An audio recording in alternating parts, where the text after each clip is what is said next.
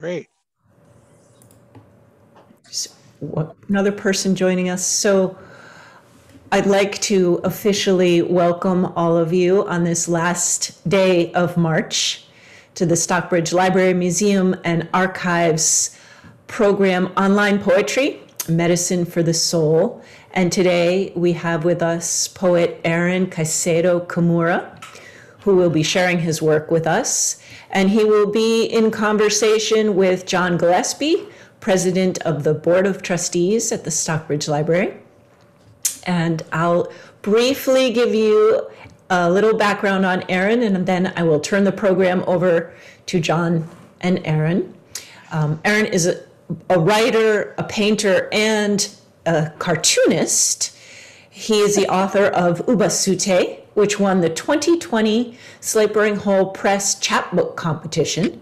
And he has a forthcoming book, a full-length collection of poetry called Common Grace, due out in 2022. His poetry has appeared in Beloit Poetry Journal, Poet Lore, DMQ Review, Tulane Review, Louisiana Literature, The Night Heron Barks, and elsewhere. He earned his MFA in creative writing from Boston University and is also a recipient of a Robert Pinsky Global Fellowship in Poetry. And he is also the author and illustrator of, and I have to admit to loving this title, Text, Don't Call, an illustrated guide to the introverted life. Welcome, Aaron and John. Thank you. Welcome to all of our guests. And I will turn the program over to you. Great.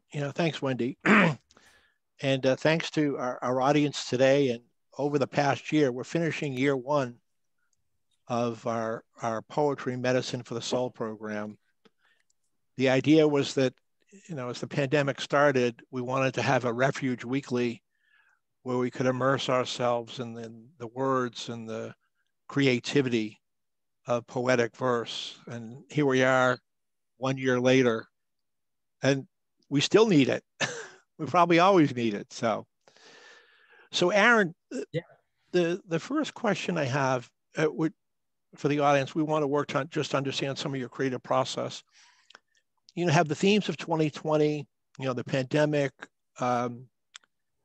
racial injustice, income inequality, the whole political campaign, the January 6th events, have the issues of the last year, because they have been dramatic, have they found their way into your work? With respect to the pandemic, I'll start there first. I would say it hasn't really affected my work, probably because the pandemic hasn't really affected my day-to-day life. My wife is a poet as well, and we're huge introverts. And so we're used to, the isolation doesn't bother us. We welcome it. So yeah, that not much has changed. I miss going to Barnes and Noble, actually. I used to go to Barnes and Noble, have a mocha, eat a bagel, and just sit there and write. So I miss doing that. I haven't been there in about a year. But I have saved some money and lost some weight, so that's a good thing. But other than that, I'm fine with staying home and staying isolated. With respect to racism, yeah, it's always in the back of my mind, as a Japanese American, I've dealt with that throughout my life. And yeah, it does, touch a very tender, sore spot. And I do have some poems in my full-length book coming out in 2022, which address that. Yeah, it has been a stressful year, but I'd say by and large, I just write whatever comes to mind. Yeah, and I think that, the consensus over the last year is that, it hasn't knocked down the door of your creativity trying to get in, trying to work its way in. I think it's been very subtle for people. Right. And maybe sometime in the future, as you reflect backwards, maybe it becomes a part of the process. Yeah, I So think share, go ahead. it always takes me, when something happens, like today I'm going to be reading out of my book, Ubasute, which is about my parents. And it's largely about my parents growing old and dying. And, it's very difficult sometimes to write about a subject right when it happens. And yes, you're right. I think down the road, it might, might strike something in me. Great, great. So share with us how a poem starts for you. Is it a conversation? You're reading something? Who knows? Maybe you're at Barnes and Noble or used to be. How do things kind of kick off for you in the creative process? Yeah, that's a good question.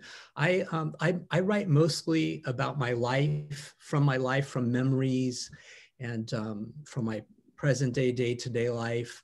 And yeah, reading and writing go hand in hand. It happens a lot with me when I'm reading something else, whether it's a novel or another book of poetry. It'll always trigger something, and that's how it starts with me. And what I'll do is I'll just, I'll be reading something and say, that reminds me of that time when I was 8 years old. I'll write it down. I don't write pencil, pen and paper. I write on my computer. Yeah. So I'll just jot it down in a file, put it in my folder called ideas. And I have hundreds of those little files, and I'll revisit them and they'll develop from there. Great. But that's how it starts for me. No, that's good. That's very good. So how do you know, maybe you don't know, how do you know when a poem is finished? If that's ever possible. I think the consensus, Wendy, we should have taken a survey. Survey says a poem is never finished. That would be really interesting to see what people say. Ultimately, I believe that a poem is never finished until the author dies. Up until that point, it's all fair game. Yeah. That being said, there is a point in my writing where I call a poem submittable or leave aloneable or ready to put out there into the world to try out. And that happens after two things. The first thing is I write a poem, I go down my list, my mental list of, does it have good sound? Does it have good rhythm? Are the images clear and distinct? Are the similes and metaphors true? Every writer has that list. What's important to them. So I go down that list, check it off, and once I've reached the bottom of the list, I'll send it out to my readers. I have a number of readers, trusted people. My wife is my first reader. I have a good friend, Matthew Thorburn. He's my second. And then after I get feedback from all my readers, I'll make the decision. Isn't it reasonably let aloneable?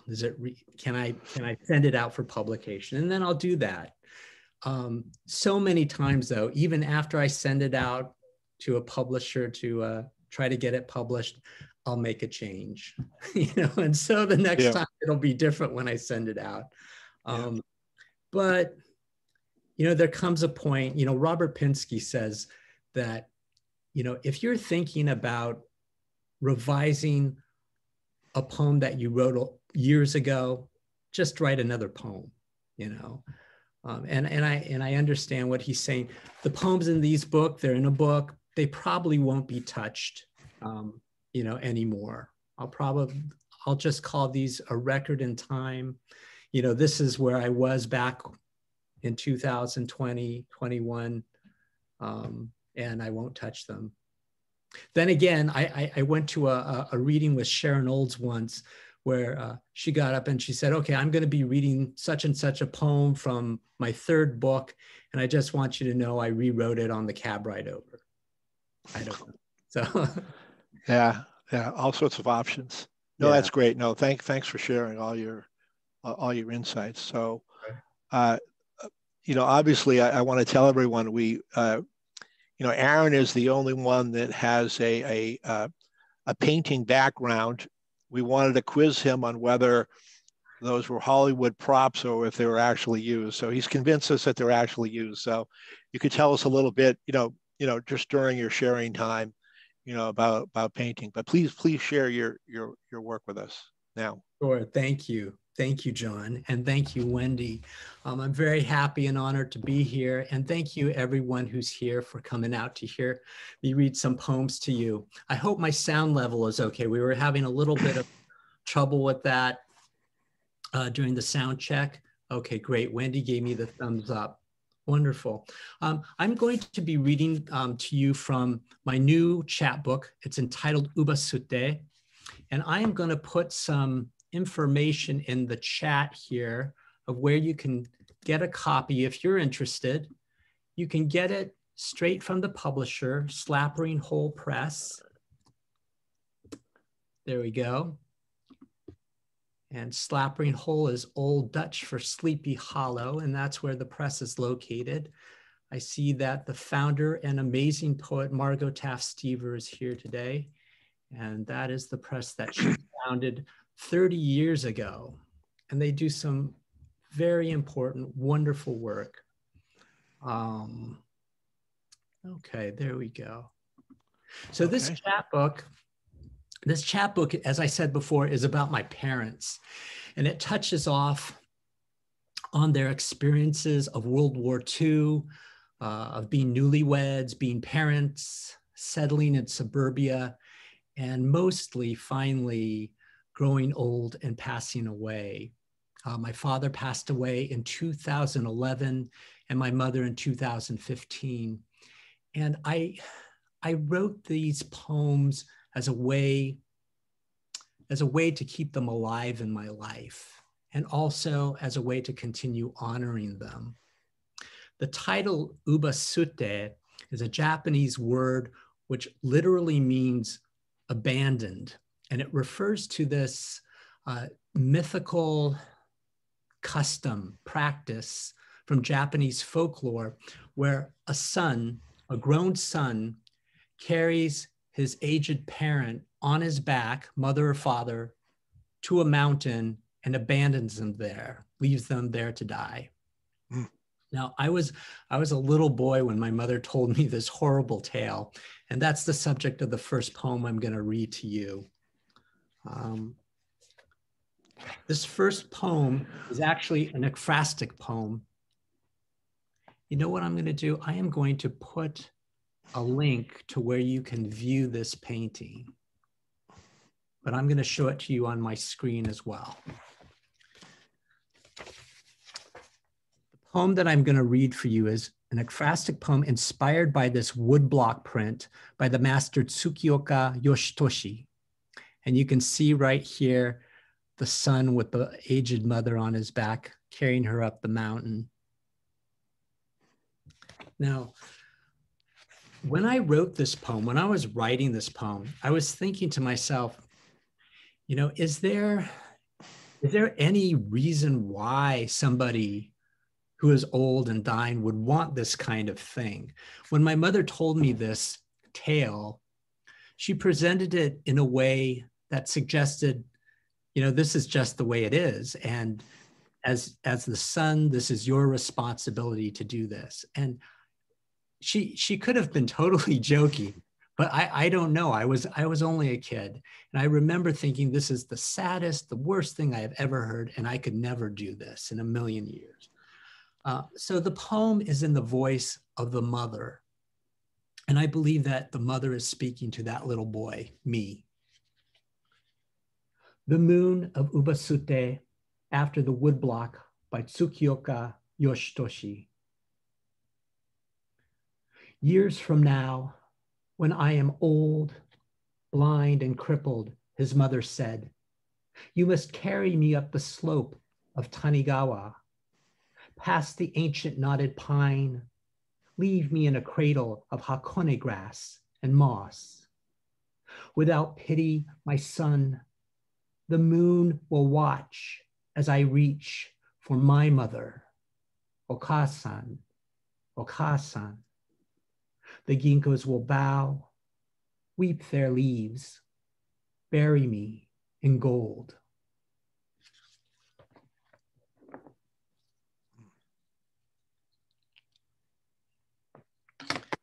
The next poem I'm going to read for you is a pantoum.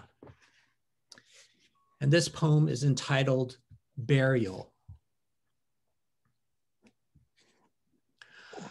I return my father's body to the earth, cremated as he instructed in a letter. No funeral, no obituary in the newspaper. Those who needed to know were told. I had his remains cremated as he instructed, scattered his ashes in Bodega Bay. Those who needed to know were told that I waited until my mother passed to scatter his ashes in Bodega Bay, past the jetty where we used to fish. I waited until my mother passed, poured out their dust together, past the jetty where we used to fish, from the deck of the Miss Anita, seagulls calling overhead.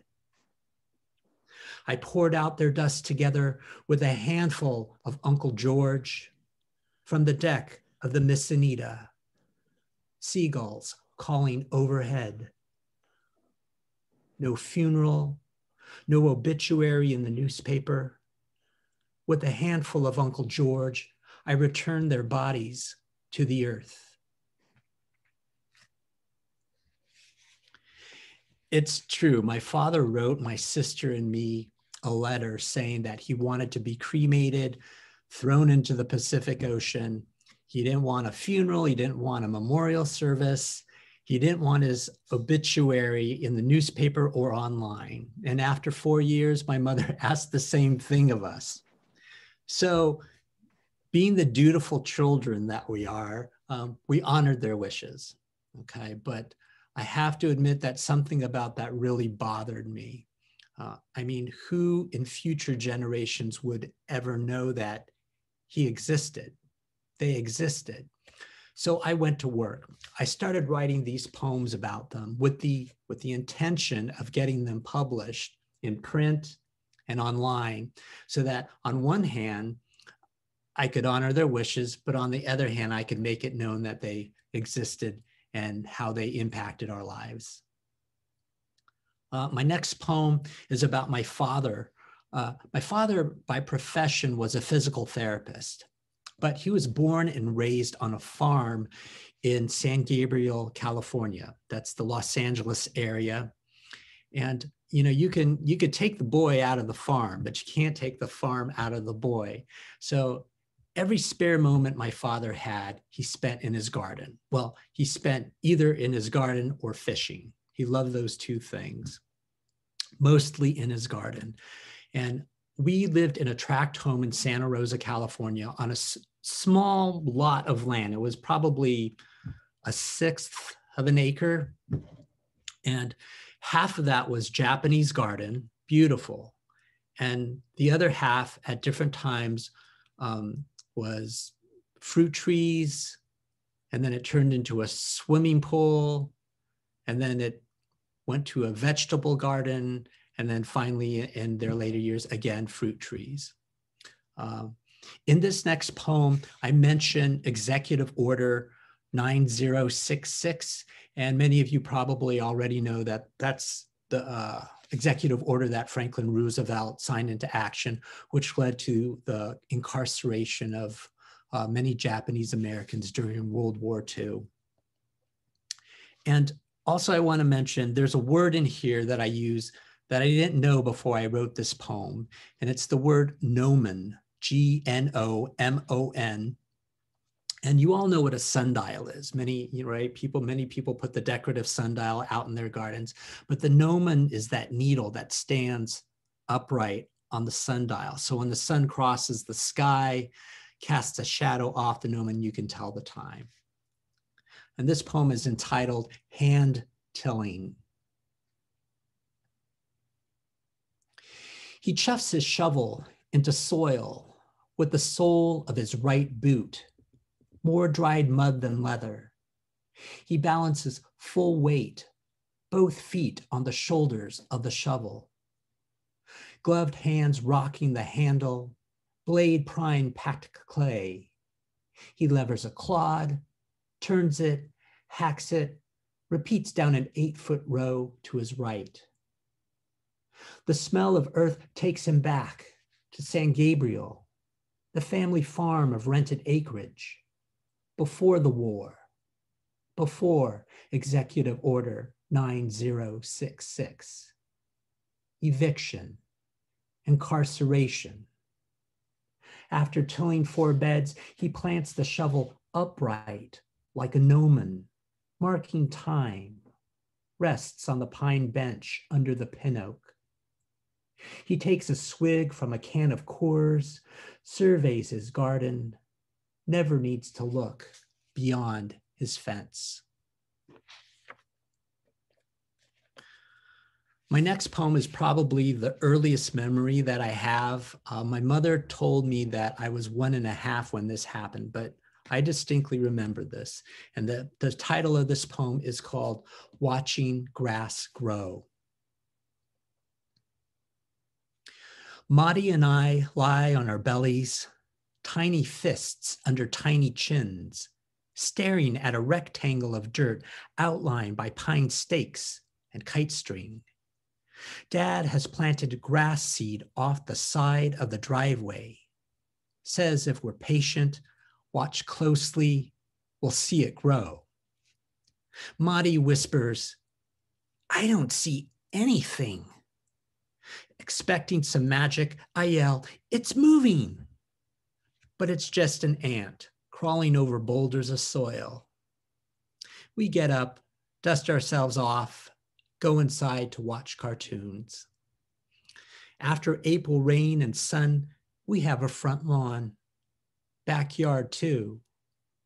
Tricycles, swing set, swimming pool, and bedrooms of our own.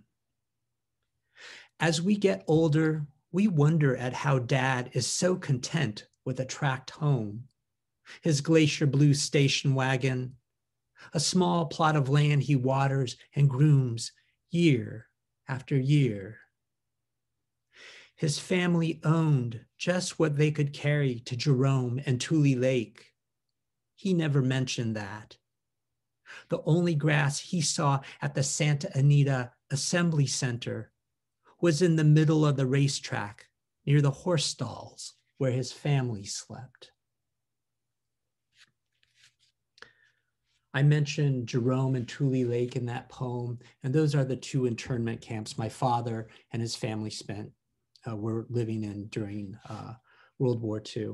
And also I mentioned the Santa Anita Assembly Center, which was actually the Santa Anita racetrack in the LA area. And that's where all the Japanese Americans were gathered with Executive Order 9066. They were gathered at the racetrack before they were sent out to different camps in the nation.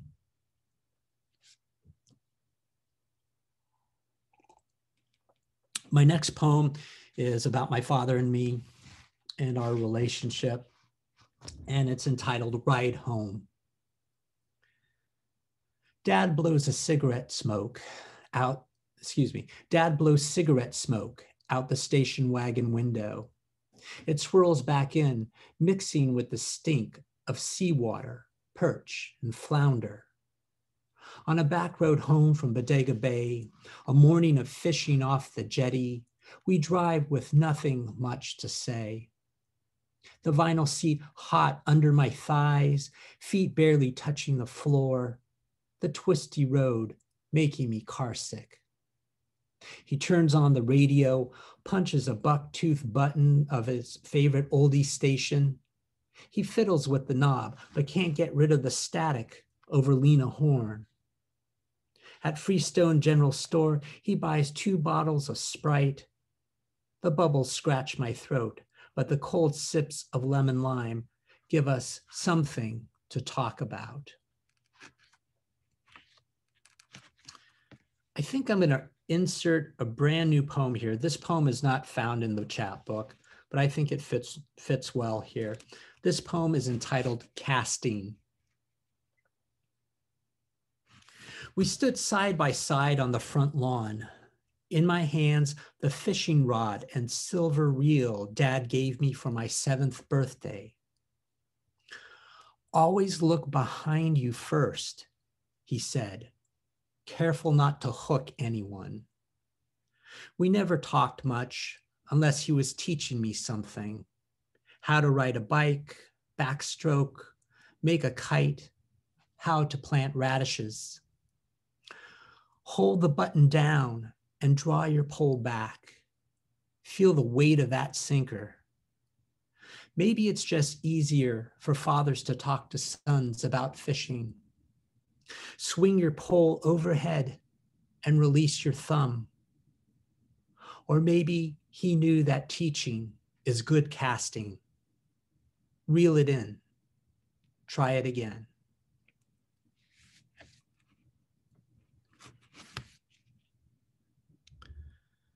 My next poem is a very short poem, and it's entitled The Miss Anaita, the name of the boat that I mentioned in the second poem that I read in the Pantoum.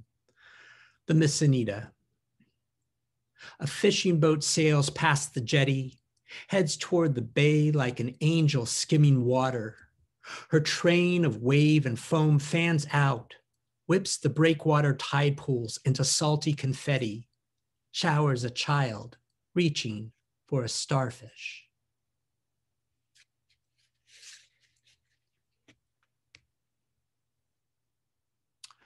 Ritual.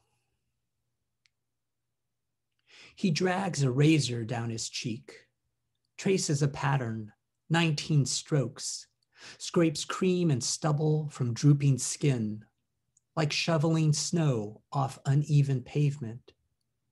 Sunk in his recliner, he conserves movement, pauses while sculpting chin, labors oxygen from bedroom air. Early 1940s, he got through teen years in Jerome and Tule Lake, learned to shave, smoke, and cuss. In camp, every other word was a swear word, he told me.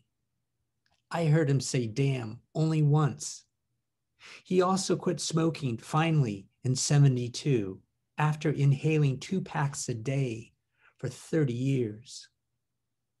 Shaving cream, face towel on the side table, basin of hot water in his lap. As ritual second, I hold the mirror, keep from saying good enough. After ghosting a touch-up, he exchanges track 2 for towel, refits the cannula under his nose. Oncologist at 3, car ride home, final look at his garden through the kitchen screen door.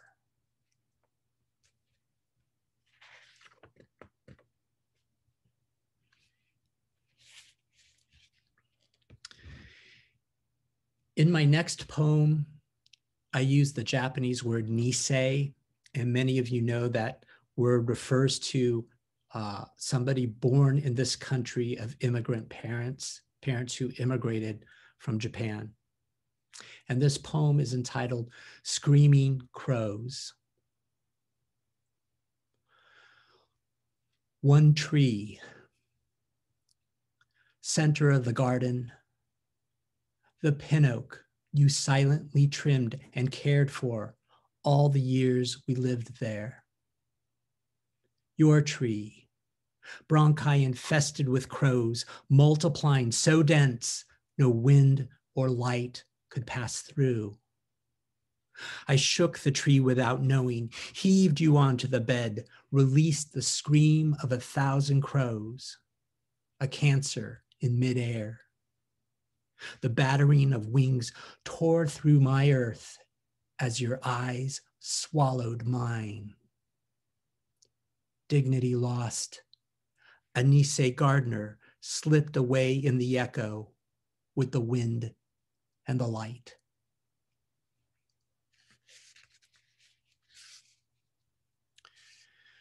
You know, it's very difficult for me to think that my parents actually had a life before I was born.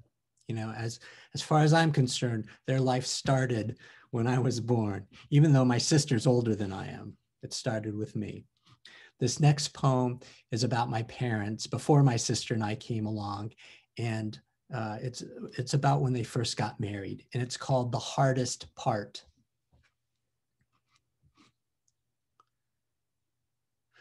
The fire truck siren downstairs raided the air of my mother's dreams. She'd scream in her sleep, my father told me, even after we married. More than a decade past the Second World War. For him, American concentration camps. For her, the firebombing of Tokyo. They moved into a San Francisco apartment that rented to Japs. A one-bedroom walk-up above the Post Street fire station. They painted their bathroom black. It was a style then. Shelved books, unboxed a new rice cooker, watered a shrub of Japanese maple, potted for their future garden. When the station got a call in the middle of the night, the rumble of the overhead door crumbled into the wreck that was once her home. Swirling lights flashed ancient trees into flames through the thin silk curtains of her eyelids. No warning, no drill, no cover. My father stilled her body, his broad hand on her shoulder or hip as they lay in the dark, listening to the slowing of her breath. The hardest part of those nights, he said, was waiting, sometimes hours, for the truck and the men to come back.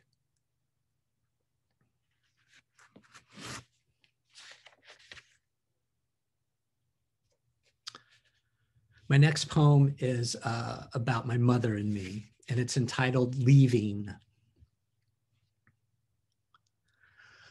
12 inches off a yellow curb in Santa Rosa, just outside the door of an airport express bus, she remained standing, her slight frame motionless after telling me to sit in the first seat 3 feet away.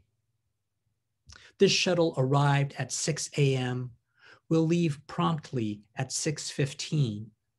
Transport me 60 miles south to SFO, where I'll fly to New York for grad school. She's almost in the way as others board, avoids my eyes, her youngest, stares down the length of the asphalt until the doors close.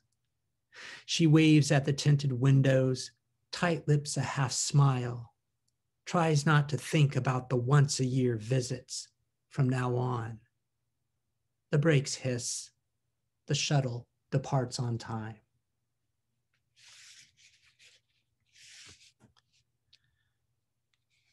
The next poem is about my mother and her twin sister. They were born about 2 minutes apart, and they went by their nicknames, Kiki and Mimi. My mom was Kiki, and my aunt was Mimi. Their real names were Hama and Mari, but the family called them Kiki and Mimi, and they called each other that as well. And this poem is entitled Solidarity. Chewing the chicken her taste buds forget, Mom answers the landline kept on the kitchen table, lowers the buzz of evening news. Aunt Mimi, 2 minutes younger, 2,000 miles east, calls for the second time today. Kiki, moshi moshi. Earlier today, Mimi complained her own daughter locked her up in a dark kabikusai hotel with only the maid to talk to. I Googled Sunrise Senior Living, upscale on the Hudson, showed Mom the pictures. With Japanese words I don't know, she sighs her comfort, hangs up, pecks through the rest of her dinner. Before the war in Japan, they were furiku, twin freaks, clung to each other, cut school. Now they're widowed.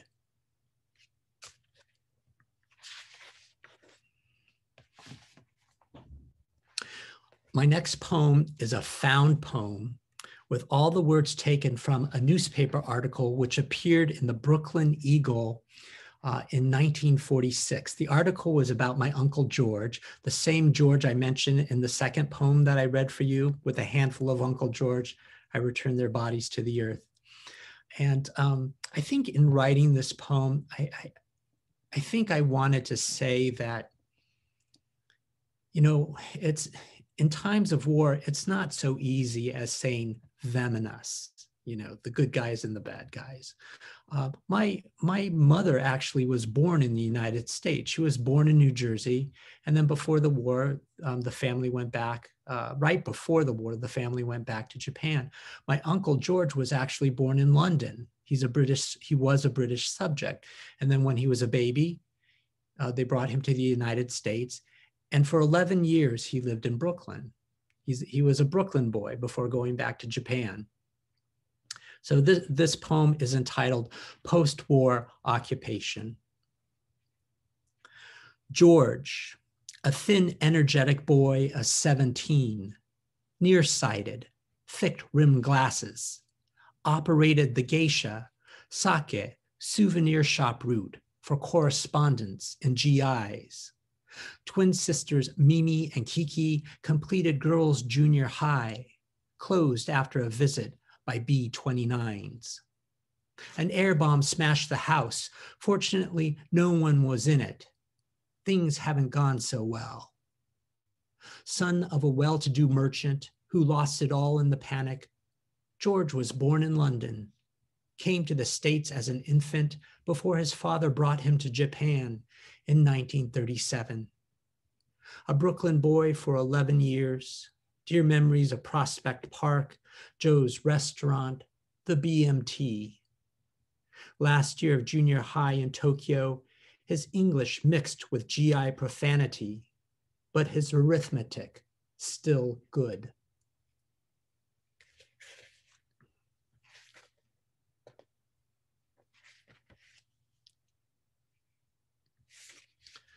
My next poem is called What's Kept Alive.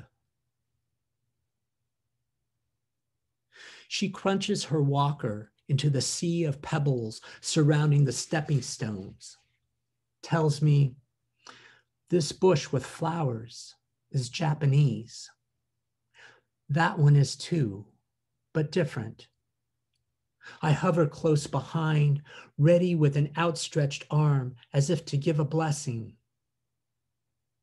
Pick that large weed by the lantern, by the roots, and throw it into the pail. My father planned and planted this garden 50 years ago, hidden behind the fence of their Santa Rosa tract home. But he's gone now. She hires a hand to rake leaves, prune branches once a month. Soon she'll be gone. I'll sell the house, return to Connecticut. A stranger will buy it, become caretaker of the garden, but won't know that from their San Francisco apartment, my father transported the Japanese maple, cradled in a small clay pot, the momiji now guarding the north corner, and that my mother chided him for bothering with a dying shrub.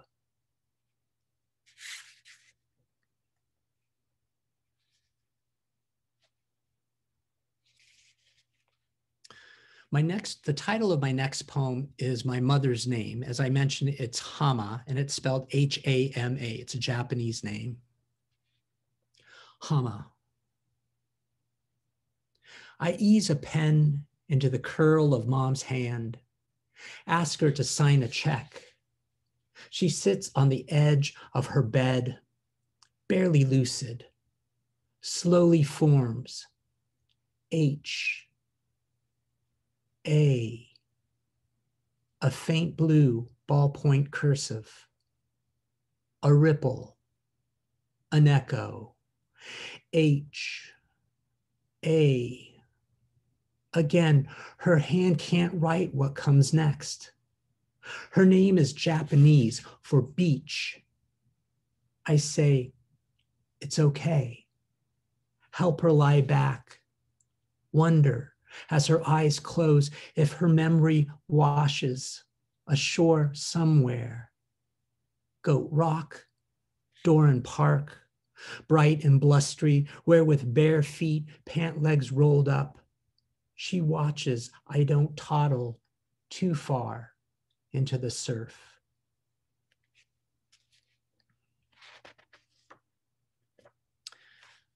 I think I'm going to read 3 more poems for you. And the name of the next poem is Memorial. Straight as steel, hands on hips, Dad balances like a hood ornament on Irving Wasserman's head. Irv stands feet shoulder width apart, arms stretched out wide. A towel turban cushions his scalp. On the San Francisco Marina Green, sunbathers pay no attention to the 2 college gymnasts in tight swim trunks. The black and white image is attached to an email Irv sent this morning.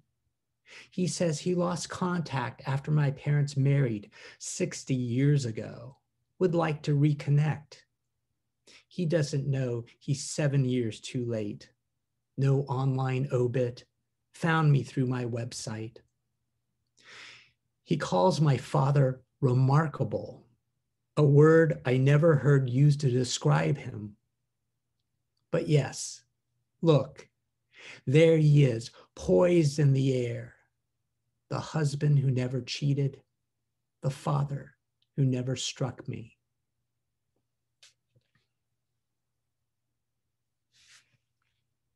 My next poem is called Owl. Morning ghost, white, burnt umber. I heard your hoot in my sleep. You sweep across the road, talon a vole at the oak's foot. Night eyes stare back, bronze beak tears open the dawn. Caught in sunrise, you dissolve into shadow. I walk the long driveway from the mailbox, riffle through yesterday's junk, open a Land's End catalog. There's my mother's white wool sweater. She gets more mail than I do, though she's never lived here and is long gone. Before I read my last poem, I just want to thank John and Wendy once again. Thank you for having me today. It's been a pleasure. And thank you, everybody, for coming out today to hear me read some poems to you. My last poem is entitled Afternoon Infusion. She panics 3 hellos, as if startled by the noise of an empty house. Calls from St. Joseph's. The nurses are slow to start her hydration. I'm at a bar. Stevie Nicks reverbs in my beer, lures me back to the edge of 17 in this town I left 30 years ago. I take her call outside, stand away from the smokers. Half truth, I'm at the mall. She slurs a request.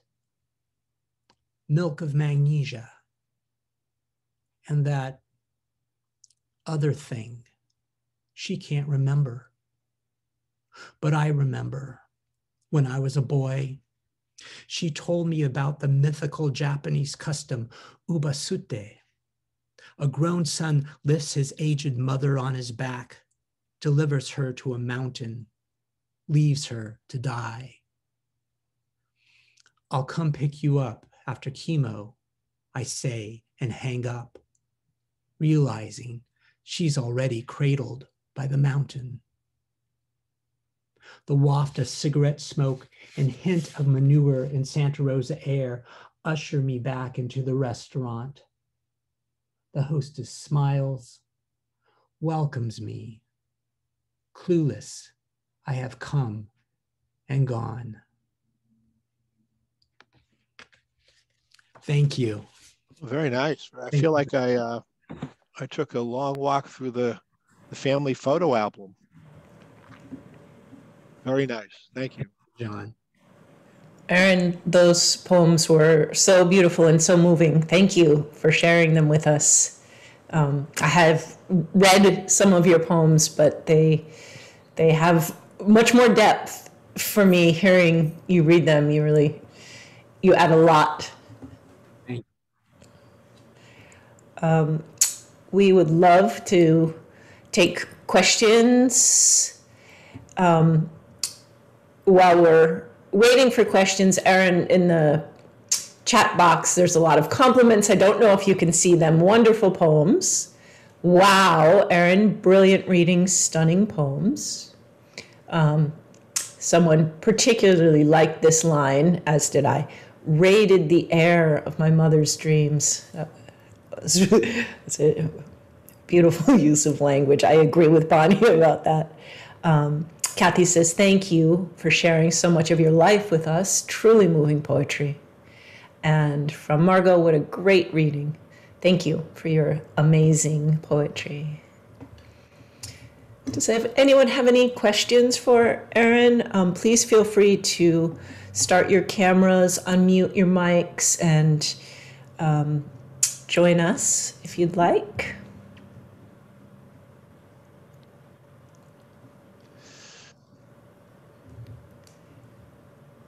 Hey, Erin, it might be good if you wanted to do that to hear from your wife, about her poetry, right? That's Louisa. Yes, Louisa. If she wanted to share kind of some of her, not the poems, but maybe her themes or things like that. I always think it's, we don't usually have a partner couple on the poetry hour, so I think this is a first. Maybe we could come back and do a double reading. Yeah, say you got to do a double. Well, we're going to need a stage with a curtain, and we'll need more props. Louisa was born in Colombia and came over to the United States when she was 7. So her themes are very rooted in that. Oh, there she is. Here I am. Yeah, I wasn't able to start the camera before. Okay, but we write very differently. And we both studied at Boston University. She studied 6 years before I did. And, but yeah, we're very different writers. It's really nice to be different writers and still be able to be each other's readers. Nice. Yeah, nice. I was actually born in Colombia. I mean, I came here when I was very little. I was born in Colombia, so I think that also influences my poetry. And my upbringing was very different from Erin's. And I do also, the one thing that I guess we have in common is that we do write about our families. But my family, I come from a very large family. I'm the youngest of 7. Ooh. And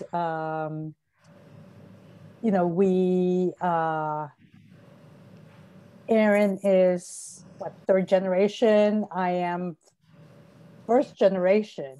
Actually I was born in Colombia, came here. So I had also, my experience was much more of the immigrant experience, and so in those ways my poetry differs. And I do use some Spanish language sometimes that I insert in my poetry.